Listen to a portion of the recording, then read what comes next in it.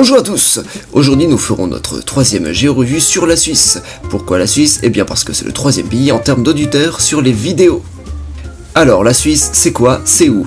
La Suisse se trouve là, dans les Alpes. Elle est peuplée de 8 millions d'habitants répartis sur 41 285 km². Sa capitale, c'est Berne, mais la plus grande ville, c'est Zurich. Il y a aussi Genève, Bâle et Lausanne, qui sont pas mal grandes, qui sont d'ailleurs toutes plus grandes que Berne. Il y a 4 langues officielles, l'allemand, le français, l'italien, et une quatrième langue qui ne sert à rien que personne ne parle, le romanche. En fait, le romanche est juste là pour battre un record de nombre de langues officielles. Donc autant lui dire maintenant, désolé petite Suisse, mais l'Afrique du Sud te bat largement avec ses 11 langues officielles. Dommage. Géographie politique. Bon, la Suisse est une fédération composée de 26 cantons, 19 germanophones, 6 francophones et 1 italophone. Ces cantons sont divisés en 166 districts, eux-mêmes divisés en 2485 communes. Alors il faut savoir que certains cantons ont la grosse tête. Il y a les cantons normaux qui reprennent le nom de leur chef-lieu, classique comme Zurich, canton de Zurich. Il n'y a pas plus simple. Bon, il y en a d'autres qui ont inventé un nom exprès, genre Lausanne, canton de Vaud. Il y a la ville de Bâle qui a un canton rien que pour elle, et un autre canton pour ses campagnes environnantes. Puis il y a le canton de Genève qui s'est proclamé République de Genève, vraiment un canton arrogant. Géographie physique. Donc la géographie physique, déjà la Suisse c'est dans les Alpes, voilà, j'ai rien d'autre à ajouter si ce n'est qu'on peut y skier, voilà. Enfin, vous savez, je m'en fous un peu de cette partie. Histoire de la Suisse. Bon, l'histoire est simple. En 1291, il y a 3 cantons du Saint-Empire romain germanique qui, n'ayant rien d'autre à faire, décident de s'unir pour créer une confédération, et paf, c'est devenu la confédération des 3 cantons. Puis ensuite ils furent 8, puis 13, puis ensuite ils sont devenus la République helvétique, une république sœur de la France, pour devenir la Suisse telle qu'on la connaît en 1803. Puis en 1815, la Suisse décide de devenir un État neutre, car oui, elle est bien là la particularité de la Suisse, être neutre. Enfin, il faut savoir que la Belgique aussi est neutre, depuis belle lurette, mais on ne sait pas pourquoi, à chaque fois qu'il y a une guerre, l'Allemagne respecte la neutralité suisse et la laisse tranquille, mais pour la Belgique, elle n'hésite pas à l'envahir. Donc voilà, la Suisse est neutre, mais elle est aussi respectée. Bon, maintenant on peut passer à la seconde partie, les spécialités de la Suisse. Les symboles. Son drapeau, c'est celui-là.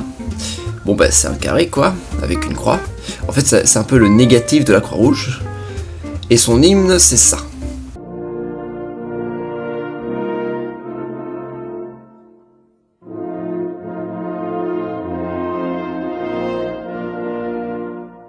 Ouh, c'est lent.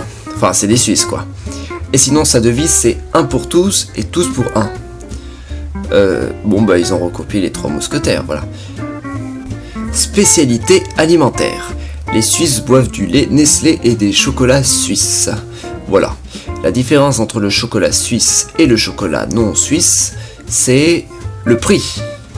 Mais attention, les petits Suisses, eux, ne sont pas suisses. Monument suisse. Le monument le plus connu est bien évidemment Merde. Bon, on va parler d'autre chose. Je disais donc, les Suisses fabriquent des couteaux et des montres. C'est leur spécialité, c'est ça, voilà. Voilà.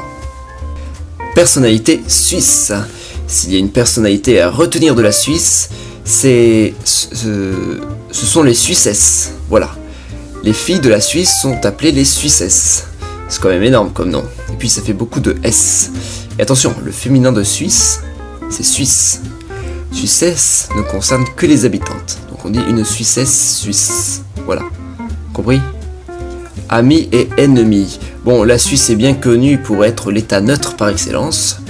Bon, ils ont quand même une armée.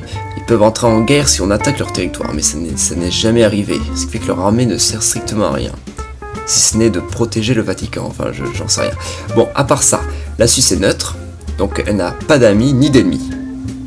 Mais peut-être qu'elle a une petite préférence pour le Liechtenstein, qu'elle protège un petit peu, avec qui elle partage une union douanière. Oui, c'est pas grand chose, mais c'est quelque chose.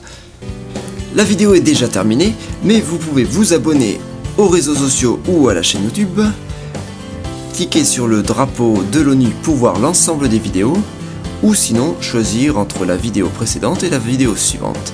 Bon visionnage.